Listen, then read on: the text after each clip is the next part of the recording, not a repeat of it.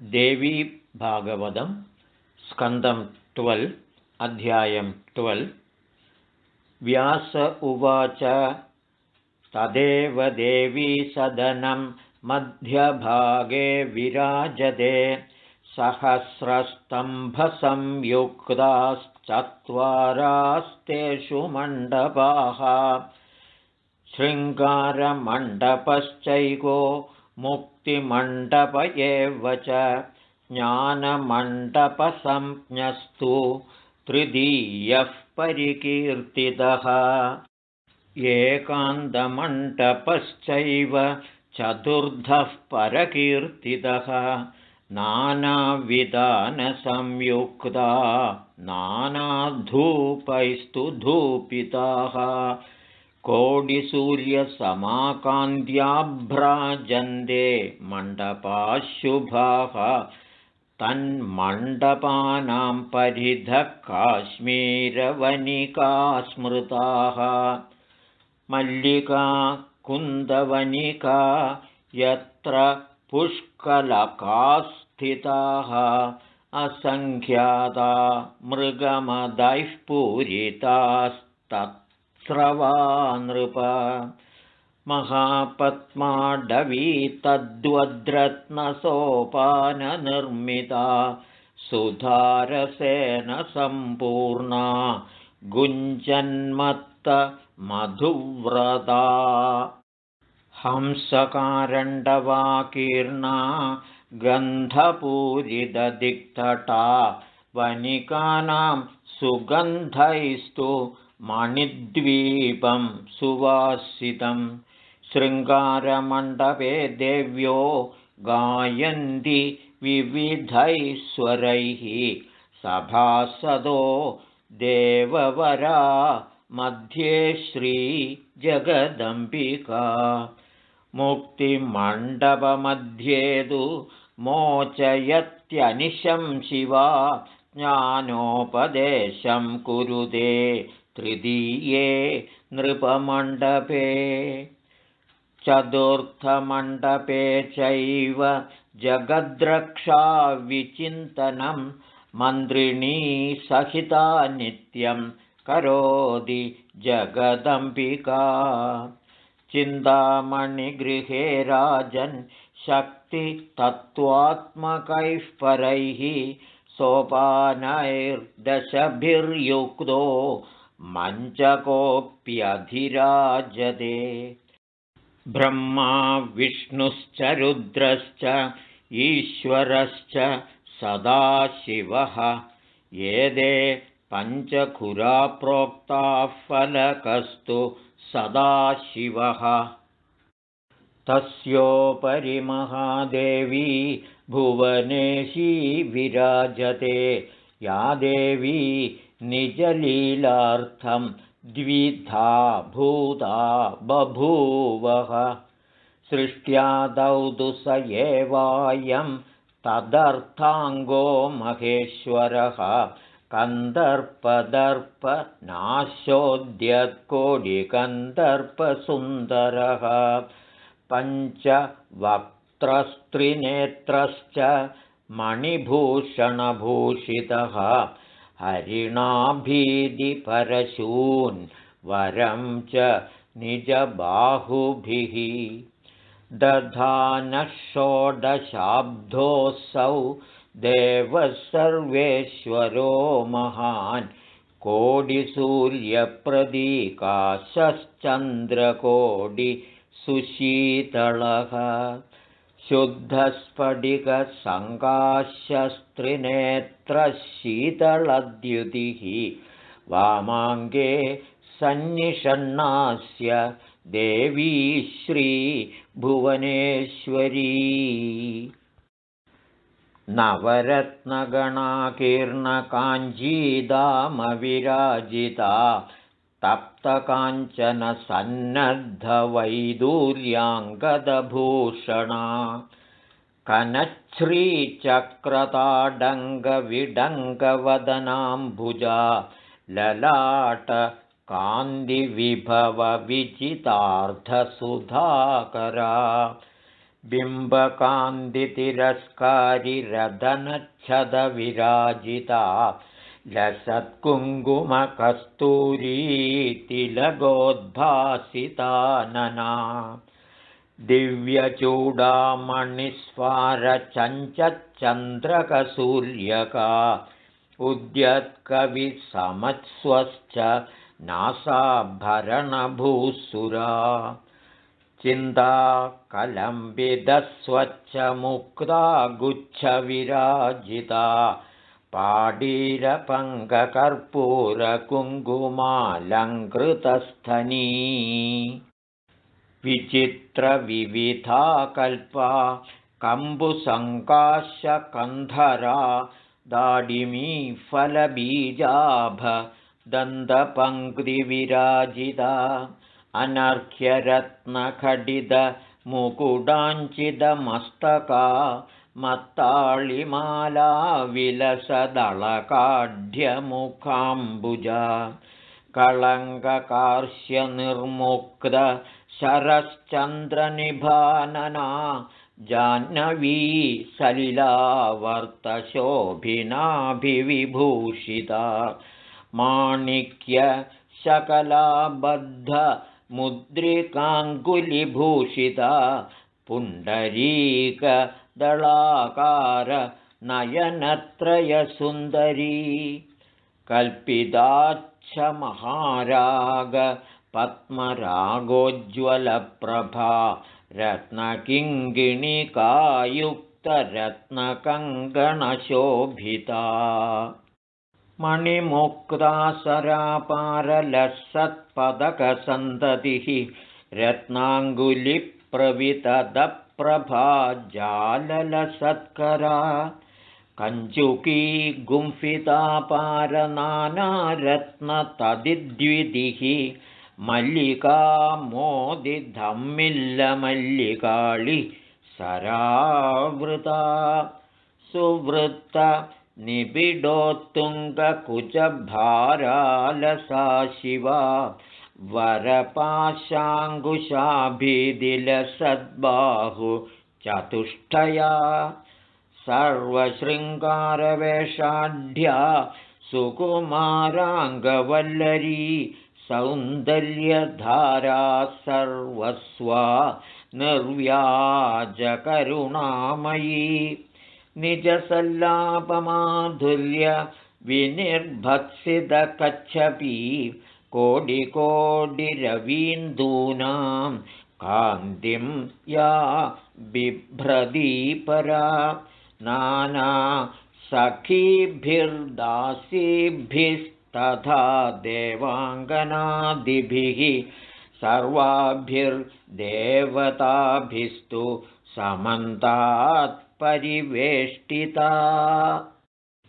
इच्छाशक्त्या ज्ञानशक्त्या क्रियाशक्त्या समन्विता लज्जा तुष्टिस्तथा पुष्टिकीर्तिकान्तिः क्षमा दया बुद्धिर्मेधा स्मृतिर्लक्ष्मीर्मूर्तिमत्योऽङ्गना स्मृताः जया च विजया चैवाप्यजिता चापराजिता नित्याविलासिनी दोग्ध्री त्वघोरा मङ्गला नवा पीठशाक्तययेदास्तु सेवन्ते यां पराम्बिकां यस्यास्तु पार्श्वभागे स्थो निधीतौ शङ्खपद्मकौ नवरत्नवहानद्यस्तथा वै काञ्चनस्रवाः सप्तधातुवहानद्यो निधिभ्यां तु विनिर्गताः सुधा सिन्ध्वन्दगामिन्यस्ता सर्वा नृपसत्तमा सा देवी भुवनेशानी तद्वामाङ्गे विराजते सर्वेशत्वं महेशस्य यत्सङ्गादेवनान्यथा चिन्तामणिगृहस्यास्य प्रमाणं शृणु भूमिप सहस्रयोजनायामं महान्तस्तत्प्रचक्षते तदुत्तरे महाशालाः पूर्वस्माद्विगुणा स्मृताः अन्तरिक्षगतं त्वेदन्निराधारं विराजते सङ्कोचश्च विकासश्च जायतेऽस्य निरन्तरं पटवत्कार्यवशदः प्रलये सर्जने तथा शालानां चैव सर्वेषां सर्वकान्तिपरावधि चिन्तामणिगृहं प्रोक्तं यत्र देवी महोमयी ये उपासकाः सन्ति प्रतिब्रह्माण्डवर्तिनः देवेषु नागलोकेषु मनुष्येष्वितरेषु च श्रीदेव्यास्तेज सर्वेऽपि व्रजन्त्यत्रैव भूमिप देवीक्षेत्रे ये त्यजन्ति प्राणान् देव्यर्चने रताः ते सर्वे यान्ति तत्रैव यत्र देवी महोत्सवा कृतकुल्या दुग्धकुल्या दधिकुल्या मधुस्रवाः स्यन्दन्ति सरिदः सर्वास्तथा मृतवहाः पराः द्राक्षा रसवहाः काश्चिज्जम्बूरसवहाः पराः आम्रेक्षुरसवाहिन्यो नद्यस्तास्तु सहस्रशः मनोरथफला वृक्षा वाप्यकूपास्तथैव च यथेष्टपानफलदा नन्यूनं किञ्चिदस्ति हि न रोगपलितं वापि जरा वापि कदाचन न चिन्ता न च मात्सर्यं कामक्रोधादिकं तथा सर्वे युवानः सस्त्रीकाः सहस्रादित्यवर्चसः भजन्ति सततं देवीं तत्र श्रीभुवनेश्वरीं केचित् सलोकदापन्नाः केचित् सामीप्यतां गदाः स्वरूपदां गदा केचित् साष्टितां च परे गताः यास्तु देवतास्तत्र प्रतिब्रह्माण्डवर्तिनां समष्टयस्थितास्तास्तु सेवन्ते जगदीश्वरीं सप्तकोटिमहामन्त्रा मूर्तिमन्द उपासते महाविद्याश्च सकलाः साम्यावस्थात्मिकां शिवां कारणब्रह्मरूपां तां मायाशबलविग्रहाम् इत्थं राजन्मया प्रोक्तं मणिद्वीपं महत्तरं न सूर्यचन्द्रौ नो विद्युत् कोटयोऽग्निस्तथैव च एतस्य भासा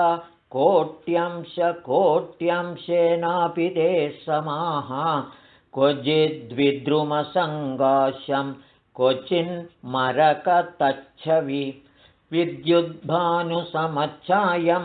मध्यसूर्यसमं क्वचिद् विद्युत्कोटिमहाधारा सारकान्तिततं क्वचित् सिन्दूरनीलेन्द्रमाणिक्यसदृशच्छवि हीरसार महागर्भधगद्धगितदिक्तडम् कान्द्यादावानलसमं तप्तकाञ्चनसन्निभं क्वचिच्चन्द्रोपलोद्गारं सूर्योद्गारं च कुत्रचिद् रत्नशृङ्गिसमायुक्तं रत्नप्राकारगोपुरं रत्नपत्रैरत्नफलैर्वृक्षैश्च परिमण्डितम् नृत्यन्मयूरसङ्घैश्च कपोतरनितोज्ज्वलं कोकिला काकलीलापैः शुकलापैश्च शोभितं सुरम्यरमणीयाम्बुलक्षावधिसरोवृतं तन्मध्यभागविलसद्विकचद्रत्नपङ्कजैः सुगन्धिभिः समन्धात्तु वासिदं शतयोजनं मन्दमारुतसम्भिन्न चलद्रुमसमाकुलं चिन्तामणिसमूहानां ज्योतिषा वितताम्बरं रत्नप्रभाभिरभिदो धगधगितदिक्तडं पृक्षव्रातमहागन्धवादव्रातसुपूरितं धूपधूपायुधं राजन् मणिदीपायुधोज्ज्वलं मणिजालकसच्छिद्रतरलोदरकान्तिभिः दिङ्मोहजनकं चैददर्पणोदरसंयुधम् ऐश्वर्यस्य समग्रस्य शृङ्गारस्याखिलस्य च सर्वज्ञतायाः सर्वायास्तेजसश्चाखिलस्य च पराक्रमस्य सर्वस्य सर्वोत्तमगुणस्य च सकलाया दयायाश्च समाप्तिरिह भूपते राज्ञ आनन्दमारभ्य ब्रह्मलोकान्तभूमिषु आनन्दा ये स्थिताः सर्वे तेऽत्रैवान्तर्भवन्ति इति ते वर्णितं राजन् मणिद्वीपं महत्तरं महादेव्याः परं स्थानं सर्वलोकोत्तमोत्तमम् एतस्य स्मरणात् सद्यः सर्वपापं विनश्यति प्राणोत्क्रमणसन्धौ दुःस्मृत्वा तत्रैव गच्छति अध्यायपञ्चकं त्वेतत्पठेन्नित्यं समाहितः भूतप्रेतपिशाचादिबाधा तत्र भवेन्न हि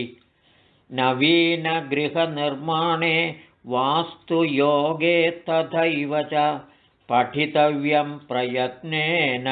कल्याणं तेन जायते इति श्रीदेवी भागवते 12 स्कन्धे 12 अध्यायः।